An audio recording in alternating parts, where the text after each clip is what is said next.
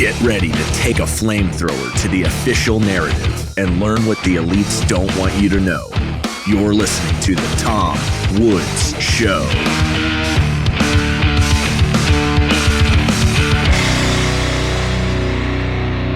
Hey everybody, Tom Woods here. It is episode 2590 of The Tom Woods Show.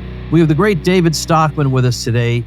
He is a former director of the Office of Management and Budget under President Ronald Reagan, and he is one of a very, very small number of people whose knowledge of the federal budget is such that he can weigh in so effectively on this general question of budget cutting, particularly in this age of the so-called Department of Government Efficiency that is being overseen by Elon Musk and Vivek Ramaswamy. Well, if they really want to be serious about doing this and not just eliminating the oddball academic research project that cost the federal taxpayer $100,000, they got to get David Stockman on the phone, or I don't believe them.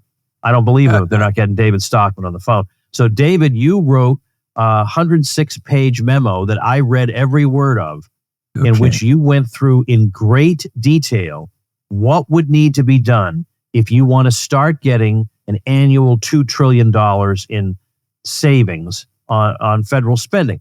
And I guess the first thing I want to say to you is I have the definition of book gets smaller and smaller over time.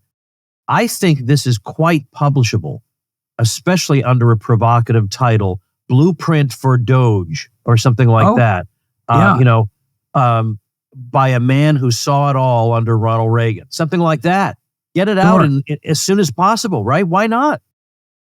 Yeah, well, actually, as we're thinking along the same lines, I was actually working on an edit this morning with that exact project in mind. So we can talk about it later. But, you know, the idea was, I thought we do need $2 trillion of annual savings a few years down the road, not in the by and by, in 2050 or something like that. We need it by the end of Donald Trump's second term if you're going to cap this nightmarish eruption of the public debt, because now we're into a syndrome where the debt is increasing so rapidly that the interest cost increase each year is enormous. We crossed the $1 trillion mark.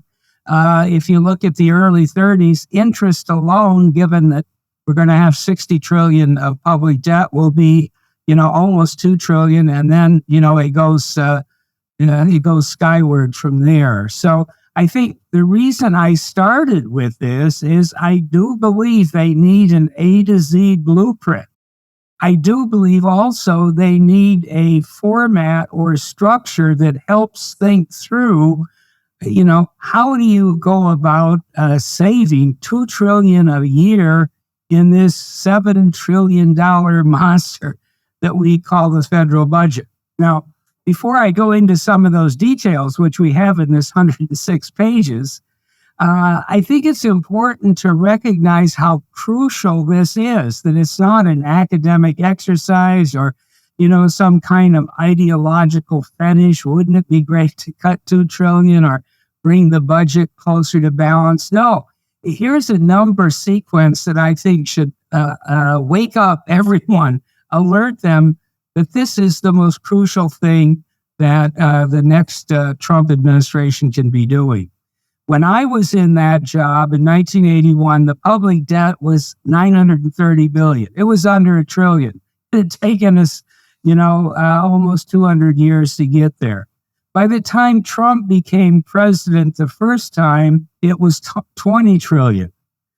When he becomes president this time, it will be pushing $37 trillion. By the time the current 10-year window for the budget, we look at the budget on a 10-year basis, and beyond that is pretty speculative. But for 10 years, you got a pretty good handle on it.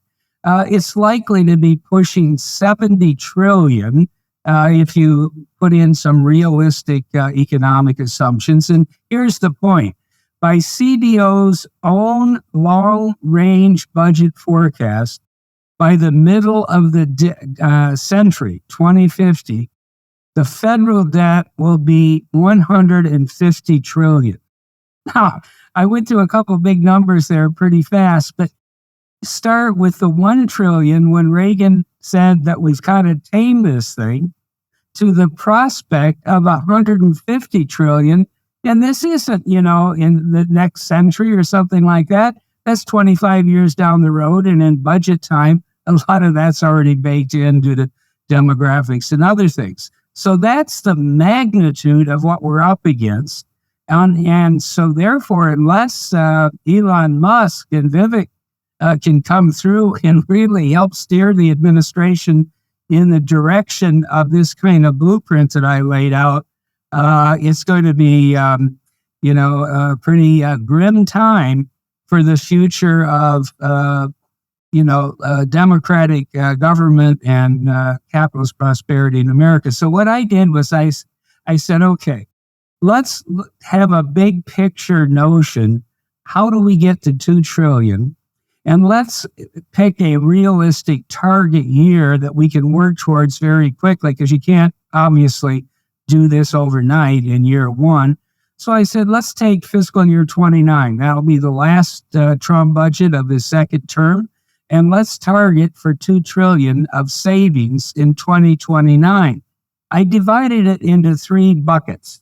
I said, slash the fat, and I laid out a plan how to get to 400 billion. And that's mainly by getting rid of agencies or downsizing them dramatically and reducing headcounts quite sharply, on average 40% in the non-defense part of the federal budget. But I said 400 billion from slashing the fat in a way that would shock Washington when they start to go through it agency by agency, cut by cut. That's only 20% of the target. And what I'm trying to do is sober people up to realize that even if you got rid of all of the nonsense, if you, eliminated 40% of the bureaucrats outside of defense, and I'll get to that separately, you're only 20% of the way to the goal. So then my next bucket was downsize the muscle. And we're talking about national security and the defense budget, and in a way that's consistent with a true version of America First. And when I went through that, I said, basically, we could cut 500 billion out of a trillion plus national security budget by 2029 by reorganizing and focusing all of our resources on what I call a Fortress America defense and a invincible strategic deterrent. But still, after we've done that much, 500 billion of muscle and 400 billion of fat, you're not even halfway to the goal. So what I laid out in the balance of this paper was we got to cut 1.1 trillion, the balance, out of the bone. And by the bone, I mean entitlement spending and mandatory programs, from A to Z. Now that lays out how you get there, and it takes a minimum, and I tried to be economical about words and verbiage, 106 pages, as you say, Tom, to go through each of those buckets. But the key point I want to make at the beginning is you're never going to get there just by eliminating fraud, waste, and abuse and bureaucrats and needless agencies. That barely gets you 20% of the way there. You have to, focus hard on the muscle. You have to focus hard on the bone of entitlements if you're going to bring this, budget and debt monster under control. All right. Well, I'd like to go through each of the buckets a little bit, bearing in mind that your report is extremely data heavy, and I would not expect you to recall all the figures off the top of your head, but they're all there. Yeah. I would say that with the fat you want to trim, you start off, I'd actually like to read in a second the 16 agencies you're proposing to eliminate, because most of them are, I would say all of them are fairly minor in terms of the expenditures involved. But the problem is the American public, number one, does not realize the urgency of the situation. Number two, forms its opinions on these agencies on the basis of their names. So if you say, I'm getting rid of the National Endowment for the Arts, you have to then launch a huge propaganda campaign, in propaganda in the good sense, to explain to them, this doesn't mean there won't be any more paintings. Okay? The amount spent on the NEA is a drop in the bucket compared to what is spent privately on the arts. You never even notice the difference. But they are trained to think that if there's an agency called X, without X, without that agency, we don't have X. So as you say, it is a huge obstacle to overcome, even with these smaller cuts. So these 16 agencies you're proposing to eliminate, they only amount to $11.1 billion in savings, although 71,000 staff removed. And you have to assume at least some fraction of those people will wind up producing something productive in their lives down the road. Some fraction of them, instead of sucking resources away, might actually new resources, produce things, which we have to hope for. So if you wouldn't mind, I'm just going to run down these, and rest assured that David has a critique of every single one of these things to justify his decision. So National Endowment for the Arts, National Endowment for the Humanities, Legal Services Corporation, National Highway Traffic Safety Administration. So again, what do you not care about highway traffic safety? And there are a million arguments you could make, but the not very smart person can't grasp that. Federal Trade Commission, Corporation for Public Broadcasting, OSHA, which involves occupational safety and health, Consumer Product Safety Commission, Agency for Global Media, National Endowment for Democracy, Department of Education, Consumer Financial Protection Bureau, Agency for International Development, FBI, ATF, DEA. So what I want to do is I want to pick a couple of these almost at random, and because you could well say, look, we have to eliminate this because the budget is impossible, but you're also going to need to defend your decision on the merits. How could we live without this thing? Why is it worth cutting this thing? Why is the trade-off best getting rid of this thing? So something like Occupational Safety and Health Administration, that is supposed to be preventing avoidable injuries and deaths in the workplace. So you would think that if we get rid of that, that just shows you don't care about those things. What's the story there? Well, the story was that somehow for 180 years, we got along without it, that in our federal system, we have a division of labor. One of the things that needs to be done if we're going to have government intervention is health and safety protection of the public, whether it's in the workplace or the consumer at home or on the highway. But not everything needs to be done out of Washington by a federal agency. And we have the ability of state and local governments to regulate occupational or workplace health and safety. We don't need the federal government doing it. That's the way it was until they created OSHA, because the unions drove it through. Frankly, when I was a young staffer on Capitol Hill. Secondly, there are legal liability protections that people have. Workers can sue employers for unsafe conditions, and that creates another old deterrent to poor behavior in the private sector. So between what I would call a liability law plus state and local regulation, we should be able to take care of workplace safety. I had a little illustration, which is kind of funny, in what I wrote, showing the OSHA-compliant cowboy sitting on a horse with all kinds of protective, balancing wheels and gear and shields and so forth. But the point is, we don't need the federal government to do this. We can look to state and local government and private liability law. Hey, everybody, if you're like me, you look at your health insurance policy, which keeps getting more expensive, and you sometimes wonder, what am I even paying for here? American health insurance is an absolute mess, and no legislation that has a prayer of getting passed is going to improve things either. We all know it. We all know it. Well, finally, there's something you can do about it, because this whole mess is why crowd health was created. It's not health insurance. It's a better way to pay for health care through crowdfunding. Crowd Health does things differently. For $175 for an individual or $575 for a family of 4 or more, you'll get access to a community of people who are willing to help out in the event of an emergency. You'll get access to telemedicine visits, discounted prescriptions, and so much more without doctors' networks getting in the way. Let Crowd Health help with your healthcare needs. Get started today for just $99 per month for your first 3 months. Go to joincrowdhealth.com and use code WOODS. Crowd Health is not insurance. Learn more at joincrowdhealth.com. That's joincrowdhealth.com, and remember code WOODS. Well, let me add a little something. What they'll say is they'll show you a graph starting when OSHA was created, 1970 or something like that. Right. And they'll say, here's a graph showing workplace injuries and fatalities since then. And they'll say, see, it's going down. That's because of OSHA.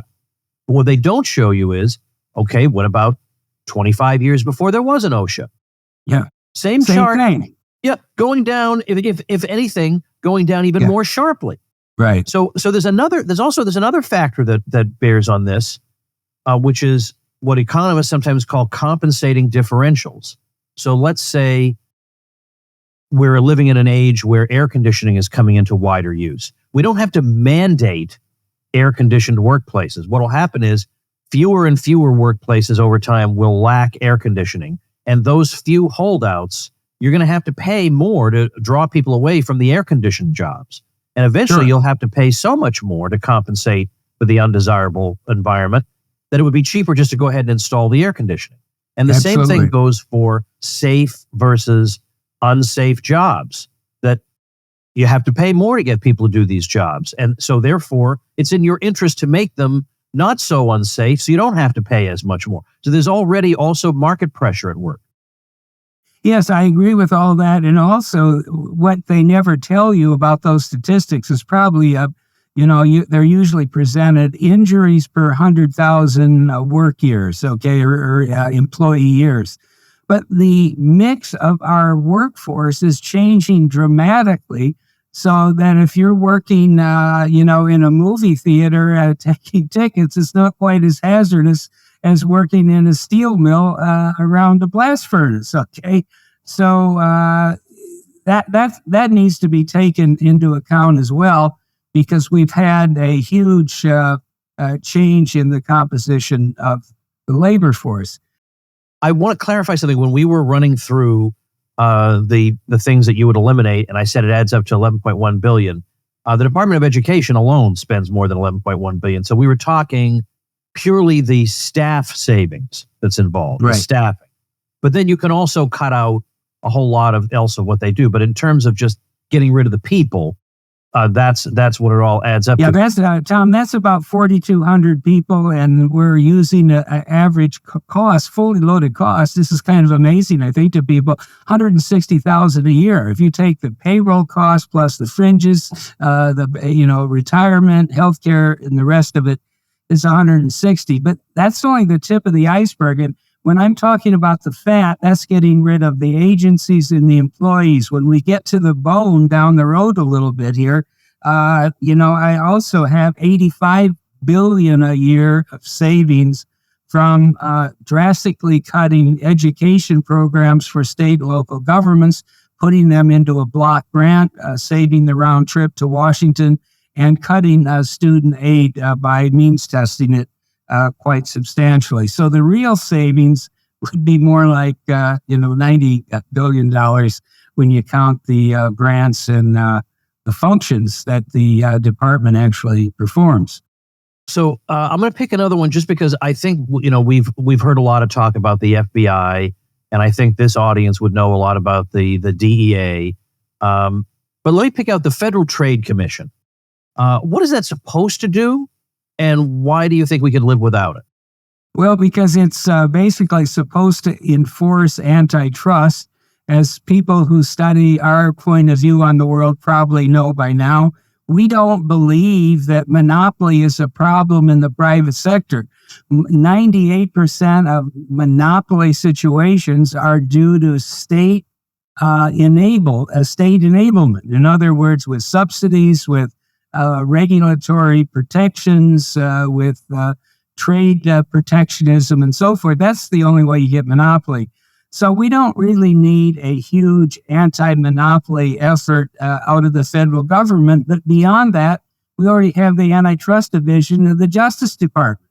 So we don't need two of them. We barely need one. So I would get rid of the FTC entirely. I would downsize the antitrust division in DOJ substantially and get it focused on the rare situation where you really have some kind of breakdown of market competition that needs to be addressed. I think it's so rare.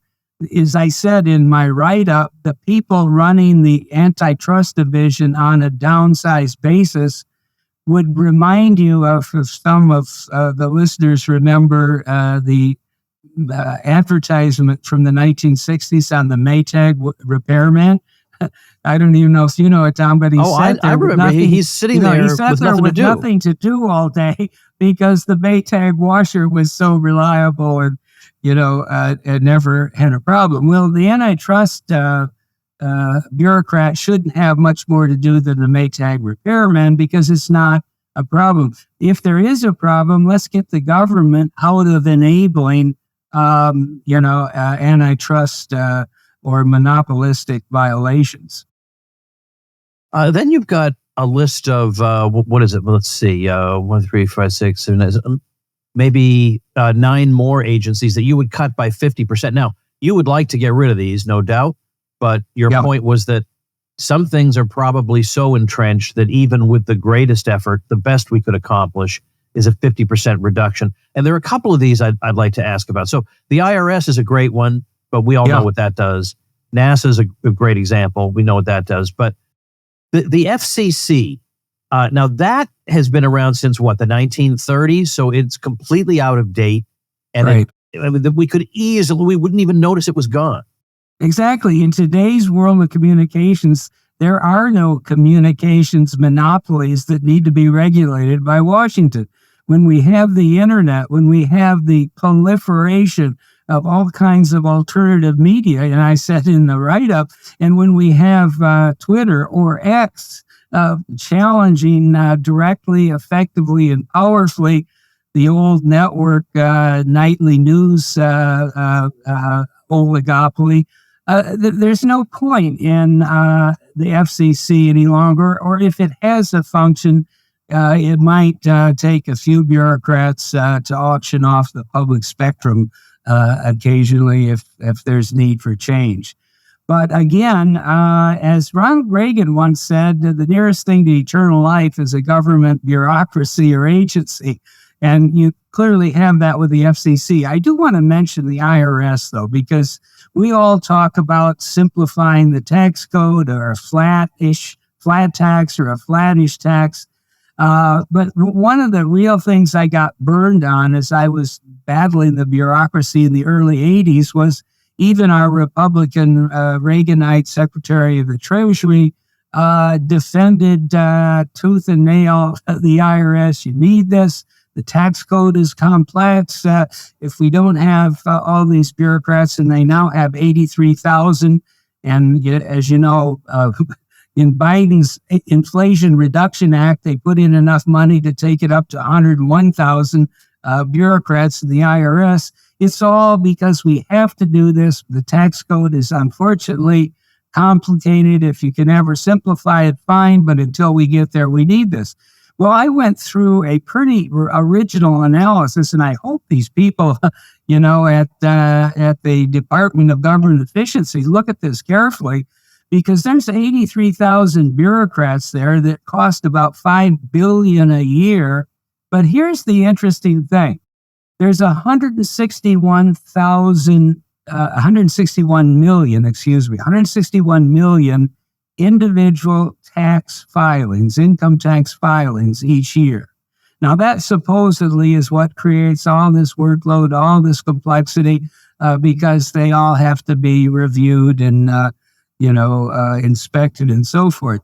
What I demonstrate in my write-up is that fully 146 million, or 90% of those returns, are people who take the standard deduction, so they have no, there's no complexity there at all. The standard deduction right now, is like $13,000 per tax-paying unit.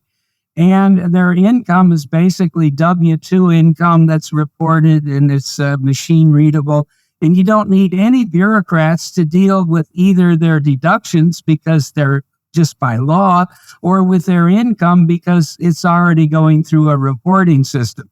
So the only reason that you possibly would have 83,000 bureaucrats is the other 13 million itemizers. And then to make a long story short, because there's a lot of detail to it, when you actually go through it, it's pretty clear that probably 80% of itemizers have sources of income that are already known to the government through reporting systems, the W-2, the 1099s. It's all computer readable, or as I call it, machine readable. And if you look at their deductions, the main deductions are interest expense, charitable contributions, items like that, which again are reported through separate systems and are machine readable. So when you basically parse through it, you end up realizing that this is a large bureaucratic scam. And if we made even a couple of minor changes, like saying that, incomes in the 100,000 to 500,000 range, for instance, could take a variable standard deduction of 13% and not itemize all this stuff, you wouldn't need more than a few thousand bureaucrats. So I propose here to cut the staffing by half, which you can do on the strength of the facts of life in terms of the income tax system. And if we made a few, reforms like a variable standard deduction rather than all this itemization, you could, eliminate even more. But that's a lot of savings. If you want to talk about headcounts, see, this is the thing you're getting at as well. We get rid of 200 employees at the National Endowment for the Arts, National Endowment for the Humanities. We get rid of a few hundred more at the Legal Services Corporation, and things that we all have targeted as excess or unnecessary over the years. Those were all on our ticket in 1981.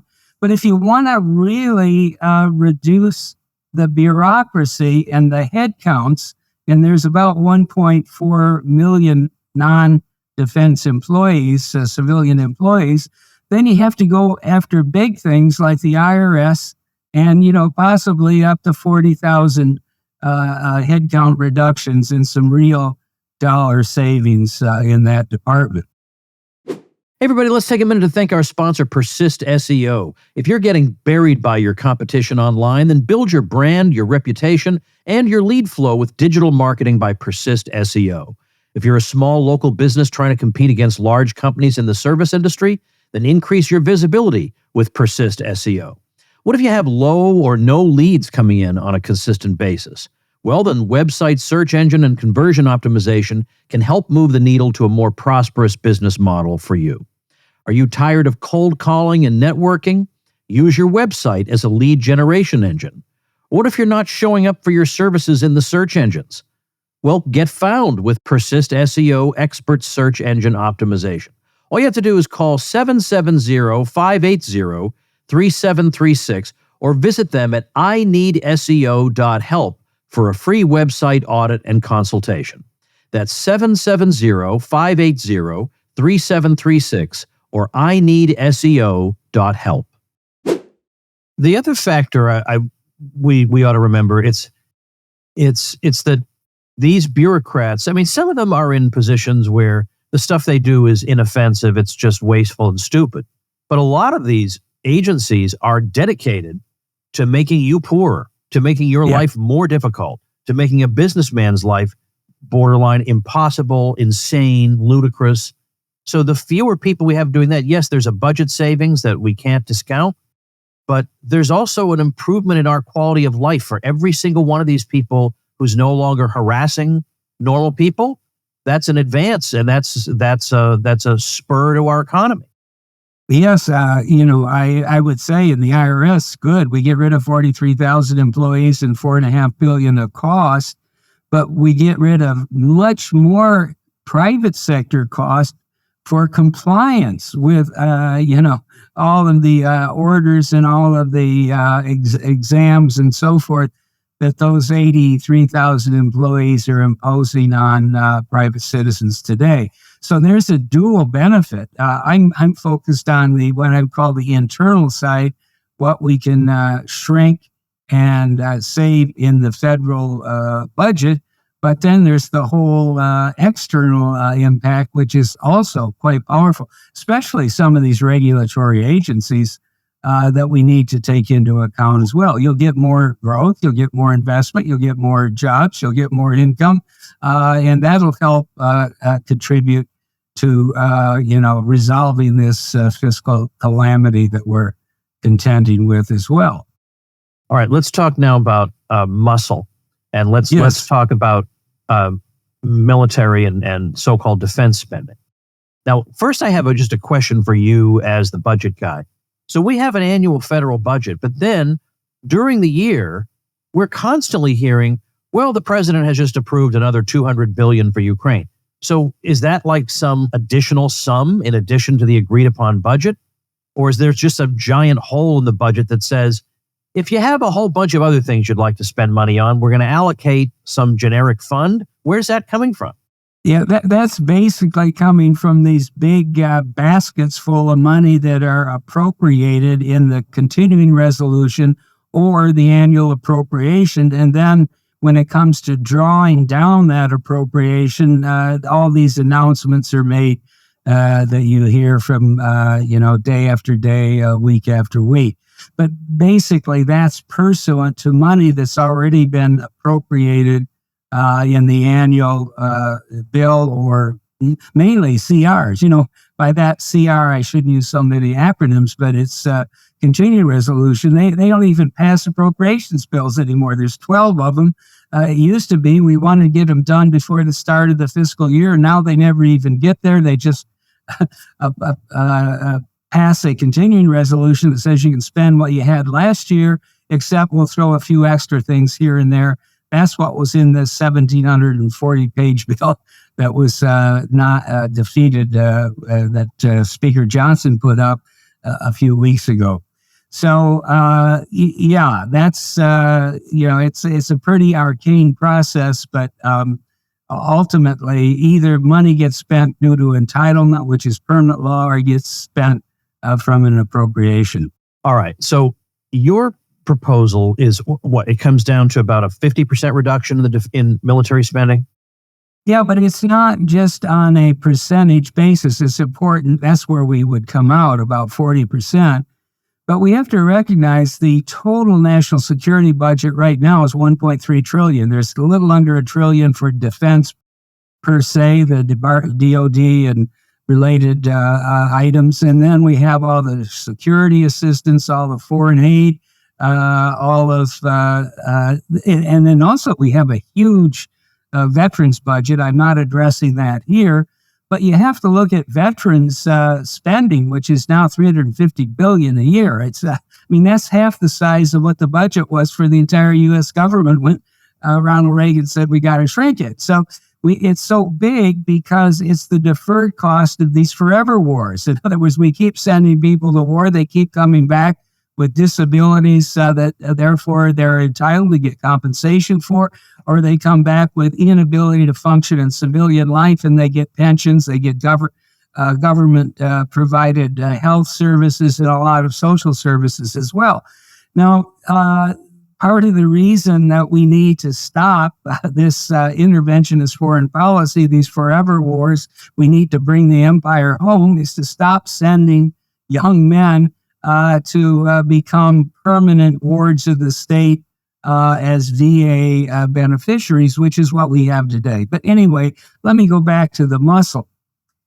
What I point out in the paper is that even though we spend $1 trillion a year on defense per se, the Pentagon basically, only $75 billion of that is needed for the triad strategic nuclear defense. In other words, that's the thing that ultimately keeps us safe, our sea-based, land-based, and air-based nuclear deterrent. We have something like 1,700 individually deliverable warheads.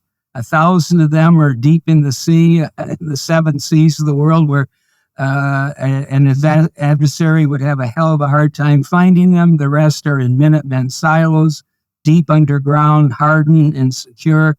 And the remainder are on B-2s and B-52s, constantly in the air in circulation. Now, what I'm getting at here is that 75 billion, or 7% of the total, is the real essential muscle.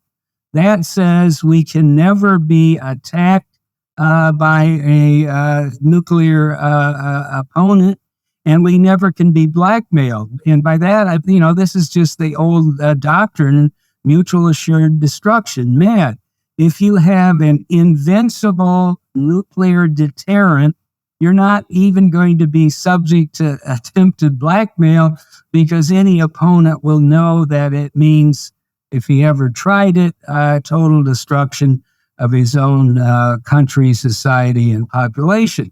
Now, the rest of it is all basically, most of the rest of it is in the service of empire, and this idea that we need to have 700 bases around the world, alliances with all kinds of little no-count countries, in Eastern Europe and elsewhere. And this is all a hangover from the Cold War. I think it's all wrong. We could go back to Senator Robert Taft, Mr. Republican of the 1950s and 40s, who basically said, we want a fortress America. Defend our airspace, defend our coastline, defend our territory from conventional attack, have a secure nuclear deterrent, which is not very expensive, relatively speaking. And that's all you need. We don't need NATO. We don't need forces in South Korea, Japan, Germany. Italy, you can go on and on. They're spread everywhere. We don't need all these forever wars in the Middle East, from Afghanistan now to even Syria, which we helped to create an even bigger mess. Bring all that back. And when you have a foreign policy that's predicated on America first and Fortress America defense and an invincible strategic deterrent, all of a sudden the spending requirement comes way down. Let me give you one example. The budget of the Army is $200 billion a year. Now, in this day and age where you have every kind of lethal missile known to man, drones, attack submarines, the whole litany of very lethal modern weaponry. What country in the world is possibly going to bring, a invasionary force of tens of thousands of soldiers to our shores to occupy New Jersey or California? Nobody can. They'll end up in Davy Jones's locker. That is the bottom of the ocean on the way here, if they send them either in, airlift planes or by aircraft carrier or sea.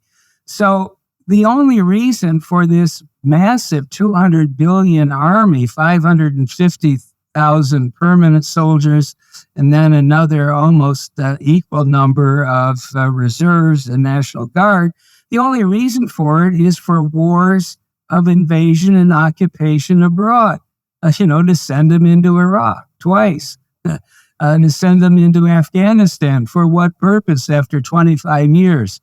So I suggest in the paper that if we had an army that was solely focused on homeland security and this concept of Fortress America, you would need maybe 60 billion for the Army, not 200 billion. Okay, that's 140 billion of the savings there, and then we go through the Navy and you get the same thing. We have 11 carrier battle groups. What does a carrier battle group do in this day and age? It's a sitting duck out on the open ocean with today's, missilery and advanced weaponry. The only purpose of an aircraft carrier is to steam around the Mediterranean, threatening small countries and outlaws like the Houthis in Yemen, that we might, drop some bombs on them or invade them. Aircraft carriers are basically to project power in foreign countries where we don't need to be. And so therefore, if you go through the whole Navy budget, which is $235 billion a year, you can reduce that by 40% or more as well, and restrict the Navy budget to the nuclear deterrent and the attack submarines that would protect our coasts. And we can go through the rest of it. Most of the Air Force budget, which is $250 billion a year, would be needed, but it would be repositioned to defend the coasts and the airspace, and you wouldn't have it spread in airfields and bases all over the Far East, the Middle East, and other places around the world. So the idea is, if you recognize that all of this business about, the indispensable nation and leadership of the free world and all this other rhetorical baloney has nothing really to do with homeland security and a proper America First foreign policy, you can take huge amounts out of the defense budget. Now, the other thing I would say is, if we don't do that, if we think we can have empire first, which is what I call the current policy, if we stick with empire first, there is no way of closing the gap. Okay, if you don't take $500 billion a year out of this massive national security budget, even if you slash all the fat that you and I have been talking about and I laid out, or even go deep into the bone, which maybe we'll get to at the end here, you're not going to close enough of the budget gap to stop this debt spiral from taking the whole system down a few decades down the road. And I know you're not naive about this. You're making an intellectual case for what needs to be done, why it needs to be done, the specific steps that need to be taken. But you know as well as I do that simply explaining the logic of something, that why would we need X in an age of Y? Yeah. Runs into the example of the F-35 boondoggle. And that just persisted and went on, and everybody knew it was way over budget, and everybody knew it wasn't necessarily suited to current needs. But there are financial interests at stake that are so much more powerful sometimes than our logical narratives. And so the prospect of this kind of cut in this area where there's so many salaries and livelihoods at stake, it makes me wonder, is that so unlikely to happen, cuts of this magnitude, that instead of hoping and striving for those, I should instead be creating a plan B for what happens when the U.S. government does go bankrupt? Because maybe that's much more likely. I think it's not going to go bankrupt as a event in time. It's sort of that old vignette from a Hemingway novel, when the protagonist is asked, "How did you go bankrupt?" And he said, "Slowly at first, and then of a sudden." Okay, now when we get to the bankruptcy event for the federal government, it's way down the road, it's of a sudden. But along the way, the signal that this is happening will be interest rates rising. And for the last 20, 30 years, we've been spared that because the Fed was monetizing the debt at massive rates. That kept interest rates artificially low. We were heading towards the wall, but nobody in Washington paid attention or cared because the Federal Reserve was making it too easy to fund the debt. Then we ran into double-digit inflation for the first time in 40 years. All of a sudden, the Fed had to sober up. It shut down its printing press. It's been in QT, as you know, shrinking its balance sheet, not nearly enough, but it's been shrinking its balance sheet for the last several years rather than expanding it relentlessly. And that means the federal debt, the new debt is being funded in the bond pits out of private savings, which are meager. And that's why, even though people may have noticed, the Fed cut interest rates 100 basis points since September 18th, but the yield on the 10-year Treasury has gone up 100 basis points because the market knows that the Treasury isn't going to be buying the paper, and therefore people are repositioning for higher yields down the road. So I think, to get to your heart of your question, the yield is just going to keep creeping up. And it's like a tourniquet being tightened. And I think it's eventually going to create what we dealt with in the 1970s when I was a congressman.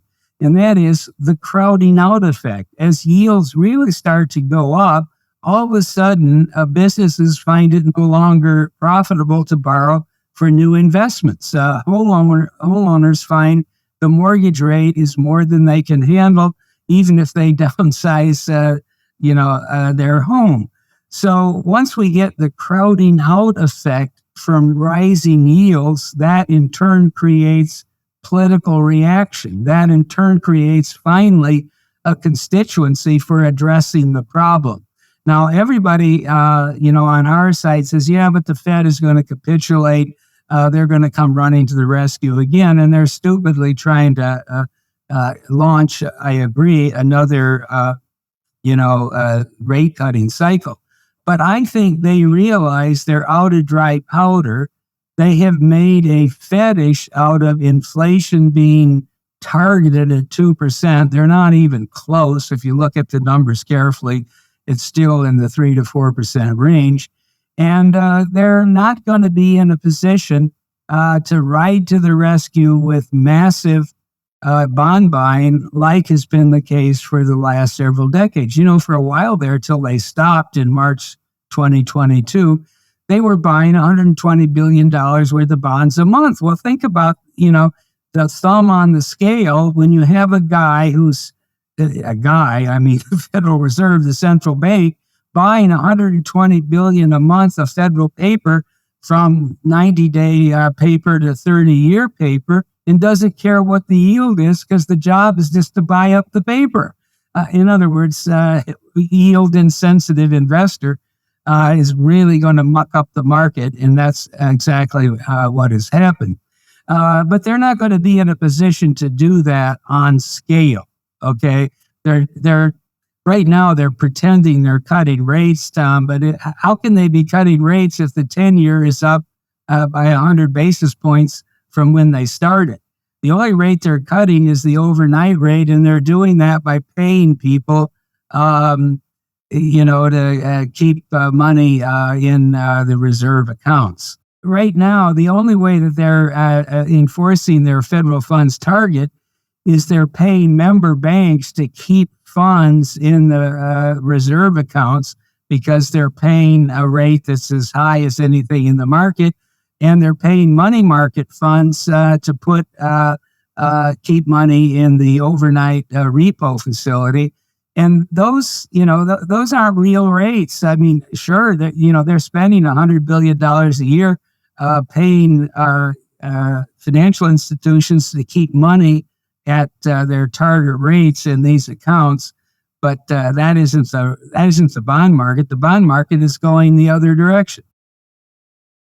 Well, I guess the last thing I want to say, because I don't want to monopolize your day today, is during the Ron Paul campaigns, a lot of his supporters would say things like, "We're not going to go after the welfare state until we have taken down the warfare state. We got to go after the people who can afford to take the financial hit. We'll go after them first. They are the low-hanging fruit. And only then, then meanwhile, we'll have time to help people, adjust for what's coming." But what you show in this report is that you're not just being evil, you're showing the numbers that it doesn't add up, that unfortunately the welfare state has to be hit too. There is There's no way to make the books balance otherwise. There is no way to do it. And that we've been fooling ourselves to think we could do it that way. Yeah, and I think, let me refocus where we started. I took a chainsaw, let's say, to the fat side, and we ended up with 400 of savings, 400 billion. But we've just gone through the 16 agencies you have to eliminate, the big agencies like the IRS that have to get a 50% cut, and even the rest of the government, including the Social Security Administration, the Veterans Administration, and so forth, needed a 29% cut, and that got us 400. Then we went to the muscle, and we've just had this big discussion about, a 70% shrinkage of the Army, 60% shrinkage of the Navy, Marine Corps, and you still have 900 billion, which is not even halfway to the 2 trillion target. And you can't tell anybody that the 2 trillion target is too aggressive or too large, because it isn't. We're heading to 3 to 4 trillion a year deficits on the path that we're on today because of soaring interest carry cost of this enormous debt. So you have to have the 2 trillion. You can't get it out of the warfare state and the fat. You've got to go, as I say in this analysis, to the bone, to the welfare state. You have to means test Social Security and Medicare. You have to dramatically reduce by 25% or more the means tested safety net, and go through the rest of it. If you're going to have any hope of bringing this monster under control. I guess the next thing that you're going to do is maybe you might want to say a word about how you want to get further publicity for what you've laid out. Well, yeah, I think I'm going to sort of reorganize this a little bit, try to make it a little easier to follow. It's pretty dense in terms of a lot of the data in it, but I'll put it in a book form, and hopefully we can get it out very quickly, and it should be available. Or I keep writing about this every now and then in my daily newsletter, David Stockman's Contra Corner. All of this was published as a 11 installment series originally, day to day, a little bit at a time, and I laid out the whole picture. And this is something I'm going to be doing more of because the rubber's going to meet the road very soon. People need to realize that, that they did they copped out 2 years ago when they said the debt ceiling won't be raised. We're going to suspend it, which means there was no debt ceiling for the last 2 years. The Treasury could borrow anything it wanted. But that expired on January 1st. And we have $800 billion of cash sitting on the Treasury's account, but that'll run down very fast since we're spending about twice what we're taking in right now. And as we get into the spring and summer, Uncle Sam's going to run out of cash. We're going to have the mother of all debt ceiling financing crises, and they're going to either have to face this thing or we're going to have a pretty serious financial upheaval. So that's why I think in the next few months, all of these issues that a lot of people have cared about, worried about for the last 30, 40 years, are going to be coming home to roost. And it'll be an important time to keep track of it. And that's kind of what I try to do in my Contra Quarter daily newsletter. Which I can't recommend highly enough, even though it's a long URL to remember. It's worth remembering. So I'll also have it on the show notes page, tomwoods.com/2590, as well as in the video description. But davidstockmanscontracorner.com. You'll know more than anybody. You'll have all the information you need to back up every opinion you have. People will be fleeing for their lives when they encounter you because they're going to see that gigantic brain you have and know that they have no hope. So davidstockmanscontracorner.com is the website. David, this is, if you hadn't cemented your position in history back 40 years ago, let's just say at the very least, you did it a second time just now with this service to the nation. So we thank you. Great. Good to be with you. And we'll talk more about this because it's not going away. It's coming home to roost. Well, thank you again, David, and thank you, ladies and gentlemen. Make yourself and those you love less vulnerable to the regime, both mentally and physically. Get more forbidden information at tomsfreebooks.com and be sure to subscribe to the show wherever you listen. See you next time.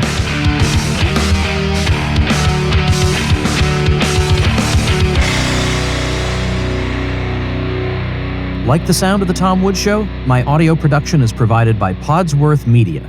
Check them out at podsworth.com.